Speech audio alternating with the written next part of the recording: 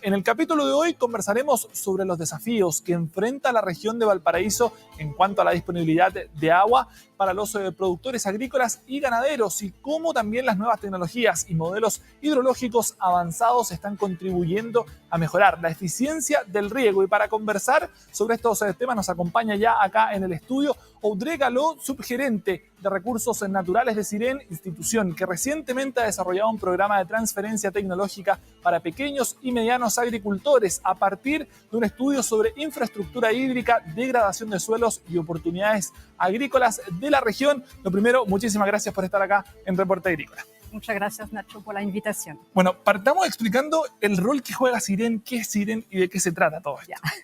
Primero, Ciren es el Centro de Información de Recursos Naturales. Somos una organización a fines privado, pero rendimos servicio al Ministerio de Agricultura.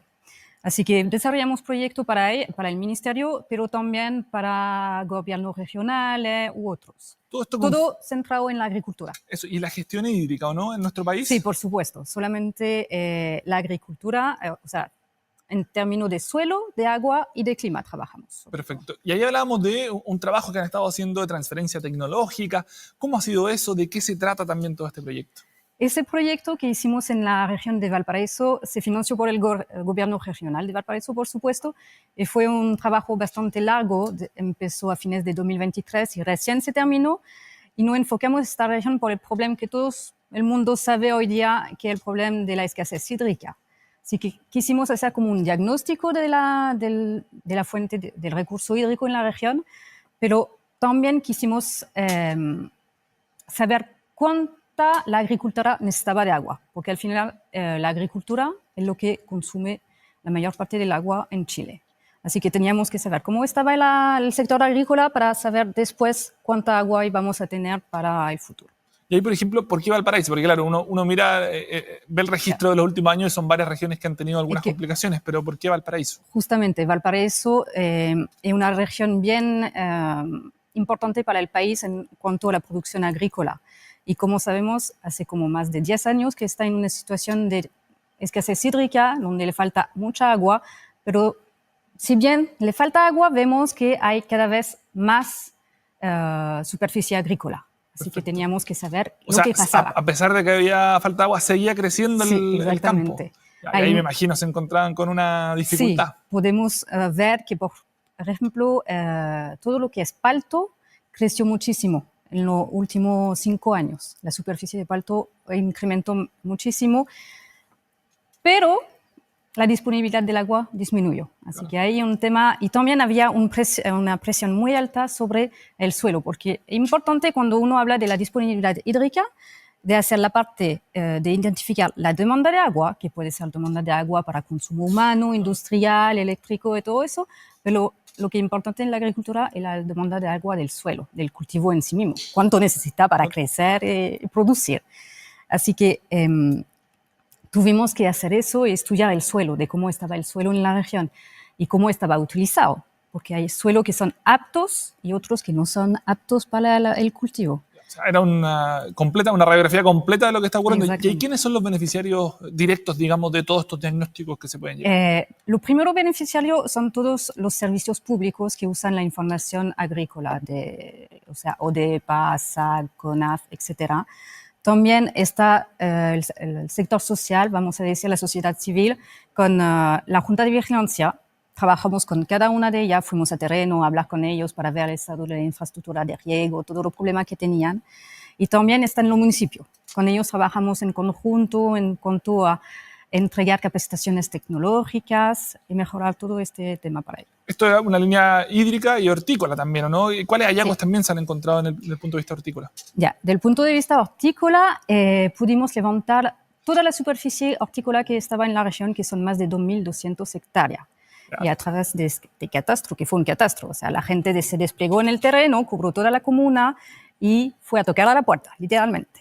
Y ahí pudimos notar como el nivel de tecnología que usaban los productores, los pequeños y medianos, como identificar estos productores, qué nivel de educación tenía, qué edad, y ahí nos dimos cuenta que, por supuesto, la mayor parte, más del 70%, tienen más de 50 años y no tienen nivel de educación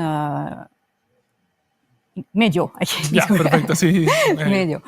Y también la parte técnica, o sea, tecnológica, todo lo que es riego todavía se hace con método antiguo de surco. O sea, O sea, había poca eficiencia, actualización sí, de eficiencia sí. hídrica y todo. Y ahí, bueno, responde quizás también a lo mismo, gente que lleva muchos años o por herencia quizás siguiendo este camino. Por herencia, pero también como son pequeños y medianos agricultores, no tienen acceso tanto a capacitaciones y no tienen tampoco un nivel de educación que le permite utilizar toda la plataforma tecnológica que están en el mercado. Y por eso nosotros hicimos todo un trabajo de capacitación de ellos.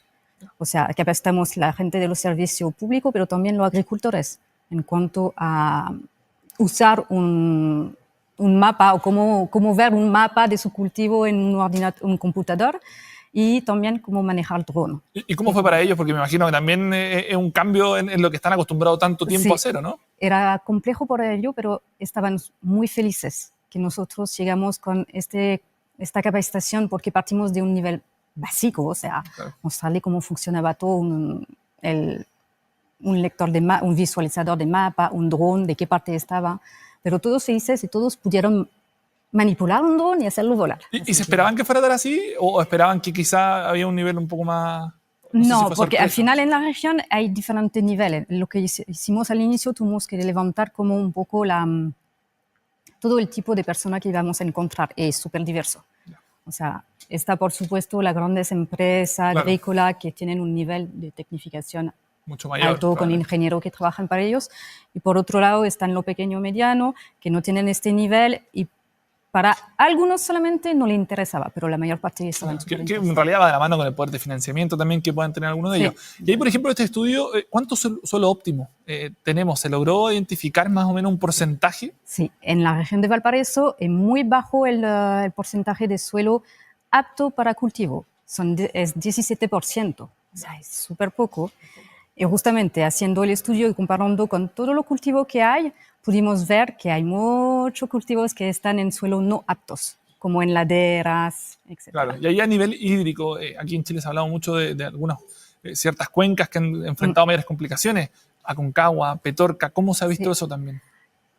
Al final hicimos el estudio en 6 cuencas y la disminución de la disponibilidad de agua es casi la misma en todas.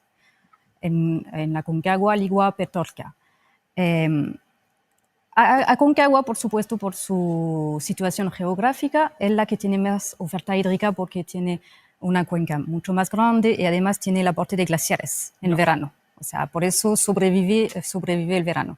Y Ligua, Petorca también tiene aporte de glaciares, pero la otra cuenca que viven de agua y lluvia al final. ¿Y se han visto variaciones importantes en el último tiempo o se han mantenido Sí, más o menos? la disminución promedio de la región es 37% de menos de agua. ¿Y a qué O sea, responde esto principalmente? ¿Cuál podría ser un poco la explicación de cómo cambió tanto? Porque me imagino que cuando muchos de ellos apostaron por iniciar la agricultura ahí era porque tenían la forma porque o los medios para poder hacerlo, ¿no?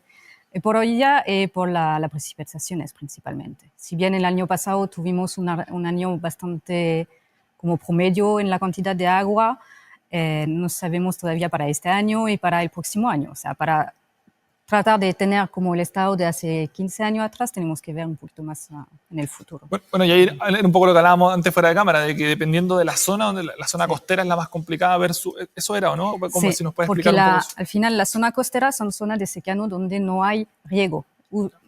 Utilizan solamente el agua lluvia para cultivar.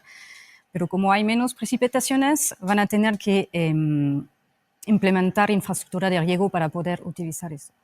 Pero para tener infraestructura de riego, los pequeños y medianos agricultores tienes que poder acceder a fondos justamente para esta construcción. Y eso para ellos es complicado a veces. Y todo esto, me imagino, ha generado cambios en los cultivos de nogal, de paltos. ¿Cómo también vieron eso? Hay mucha diferencia. Lo que pudimos constatar en la región de Valparaíso, que explotó literalmente la producción de palto. Totalmente, o sea, de más de 30% en 5 años. Todo lo que es nogal se mantuvo. O sea, una apuesta más por el... Sí. En la región principalmente el palto. Hay mucha otro cultivo, pero lo principal es palto. ¿Y cómo se relacionan estos cultivos con el agua, considerando la situación que están viviendo ahí? Y que hay complicado justamente la relación con el agua, porque por un lado el palto consume mucha agua y por las condiciones donde está cultivado en este momento, en laderas, hacia la pendiente. O sea, por un lado el palto necesita mucha agua, mucha inversión y normalmente en estos suelos también lo importante es que no se puede cultivar porque no son aptos. O sea, Claro. ¿Y ahí qué impacto tiene la eficiencia de riego considerando algunos problemas estructurales también que se han encontrado con toda esta sí, situación? la situación no es que crítica, hay algunos puntos que pudimos entregar al gobierno justamente para que lo monitorea, porque la principal deficiencia que pudimos ver en la infraestructura de riego es como la infiltración, o sea, que no hay revestimiento en el canal.